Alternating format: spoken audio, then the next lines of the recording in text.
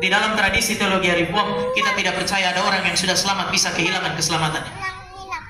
1 Yohanes pasal 1, 1 Yohanes pasal yang kedua, ayat 18-19, kalau nanti pulang saudara baca. Di situ dengan jelas Yohanes mengatakan, sekarang ada banyak antikristus. Antikristus itu atau mereka itu berasal dari antara kita.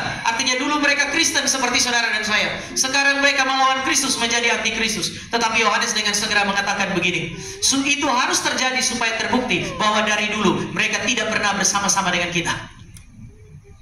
Saya sering pakai contoh ini di dalam kelas katekisasi. Satu saat kalau saya datang bilang sama pengurus, jam tangan saya hilang.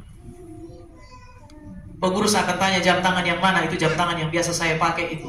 Mungkin pengurus bisa isek, apakah itu benar-benar milik Bapak? Saya akan bilang, iya. Kalau itu memang milik saya, lalu gak ada, itu namanya hilang.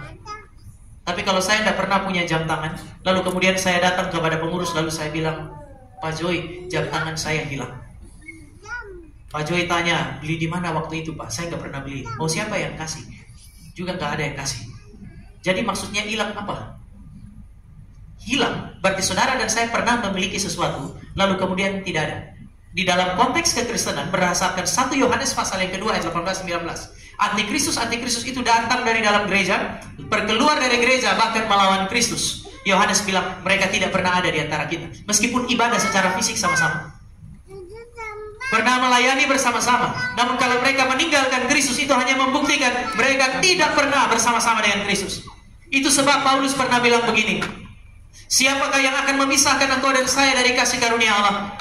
Pedangkah, kematiankah, penderitaankah, kuasa kegelapankah? Tidak ada yang bisa memisahkan saudara dan saya dari kasih karunia Kristus. Kristus yang bangkit telah menaklukkan segala kuasa yang mungkin menarik engkau dan saya menuju ke dalam kebinasaan. Tetapi semua kuasa itu telah dihancurkannya. Maka saudara dan saya punya satu kepastian terkait dengan keselamatan. Banyak orang menolak ajaran ini, tapi kalau ditanya hari ini kalau mati yakin masuk surga, biasanya orang Kristen sombong yang minta ampun kan ya? Yakin masuk surga. Apa dasar keyakinan saudara? Ini keyakinan yang sangat-sangat alkitabiah. Tetapi pada saat yang sama, orang-orang yang yakin kalau mati masuk surga adalah orang yang menolak bahwa mereka punya keselamatan dijamin oleh Yesus Kristus, bukan dijamin oleh diri mereka sendiri. Tapi kalau dijamin oleh Kristus, saya mau ingatkan Anda, Kristus yang saudara dan saya punya adalah Kristus yang setia, bahkan ketika engkau dan saya tidak setia. Siapa yang dapat menaklukkan dia? Tidak ada. Sekali dia memenangkan engkau dan saya melalui kematian dan kebangkitannya, selama-lamanya milik Kristus adalah milik Kristus.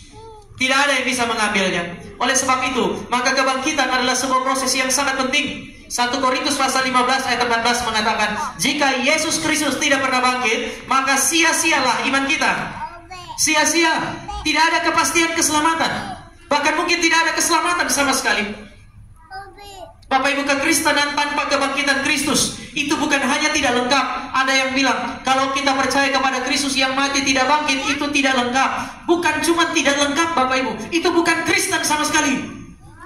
Yang membedakan Kristen dari yang lain adalah ketika mereka percaya bahwa Yesus Kristus bukan hanya mati, tetapi bangkit dari antara orang mati.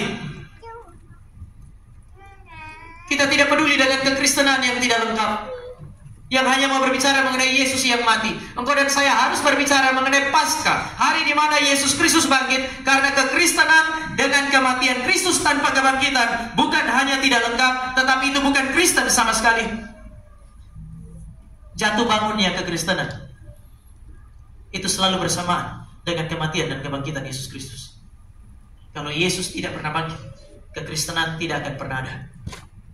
Bapak Ibu, ketika Yesus Kristus abad pertama bangkit, kekristenan itu berkembang. Ada orang yang tanya, kok bisa ya? Kekristenan kan itu bukan hanya agama yang minoritas, itu cuma satu kelompok kecil orang percaya kepada Yesus Kristus. Kenapa tiba-tiba itu agama bisa mempengaruhi banyak orang? Salah satu fakta yang terkuat yang membuat kekristenan abad pertama berkembang adalah fakta yang tak terbantahkan, yaitu Yesus Kristus bangkit. Yesus bangkit di tengah zaman di mana orang tidak percaya kebangkitan. Orang Yahudi percaya ada kebangkitan tapi di akhir zaman. Oleh sebab itu saudari-saudari Lazarus itu bilang, kami percaya bahwa saudara kami akan bangkit di akhir zaman. Kebangkitan terjadi di akhir zaman, tapi di zaman ini tidak mungkin. Sementara itu di Romawi mereka dipengaruhi oleh apa yang disebut sebagai kebudayaan Yunani. Kebudayaan Yunani itu sangat membedakan apa yang disebut sebagai hal-hal yang material, tubuh, dan juga hal-hal yang spiritual, jiwa. Tubuh adalah penjara bagi jiwa. Kematian memisahkan, membebaskan jiwa dari tubuh. Ini sebuah kemerdekaan. Maka orang Yunani pada masa itu tidak menginginkan yang namanya kebangkitan. Yang satu tidak percaya kebangkitan di zaman ini.